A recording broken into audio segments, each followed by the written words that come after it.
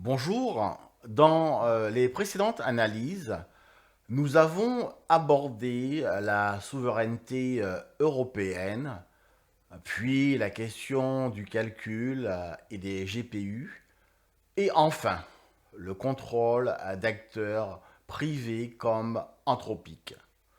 Aujourd'hui, nous changeons d'échelle. Nous allons analyser la puissance étatique, car l'intelligence artificielle n'est plus seulement une technologie de marché. Elle devient un instrument de puissance nationale. Depuis 2 ans, la compétition autour de l'IA s'est transformée.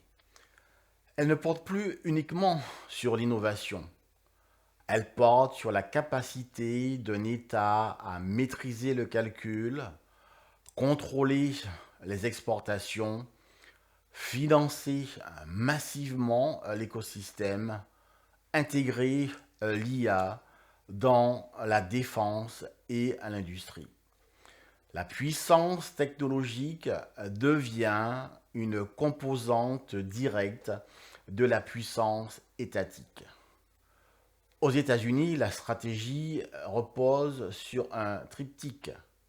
Premièrement, des entreprises privées extrêmement puissantes.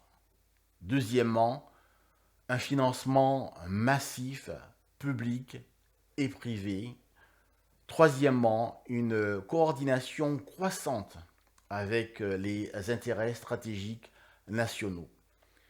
Les contrôles à l'exportation de semi-conducteurs illustrent cette approche. L'État intervient pour préserver un avantage technologique. L'objectif n'est pas seulement économique, il est géopolitique. La Chine adopte une stratégie différente. Elle repose sur une planification industrielle centralisée, une intégration étroite entre État et entreprises, un objectif explicite d'autonomie stratégique. L'IA y est considérée comme un pilier de puissance globale. Le calcul, les puces, les infrastructures cloud sont intégrés dans une vision de long terme. Il ne s'agit pas d'un marché seulement, il s'agit d'une stratégie nationale. Nous observons donc deux modèles. Un modèle libéral coordonné par l'État, un modèle centralisé piloté par l'État. Mais dans les deux cas, la logique est identique. L'IA est devenue une infrastructure stratégique. Elle conditionne la compétitivité économique, la supériorité militaire, l'influence internationale. La puissance technologique devient une variable d'équilibre mondial.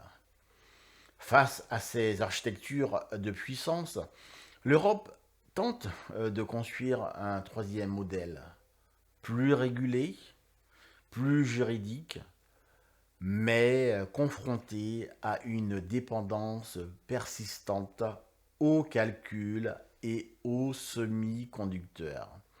La question européenne n'est donc pas seulement comment innover, mais comment exister stratégiquement dans un monde structuré par la puissance technologique.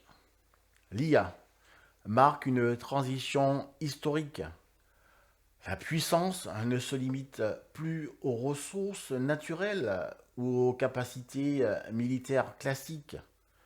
Elle repose désormais sur la maîtrise des modèles, la capacité de calcul et le contrôle des infrastructures numériques. Les États l'ont compris. La question est désormais qui parviendra à structurer durablement cette nouvelle architecture de puissance. Merci de votre attention. Nous poursuivrons cette analyse dans le prochain décryptage stratégique.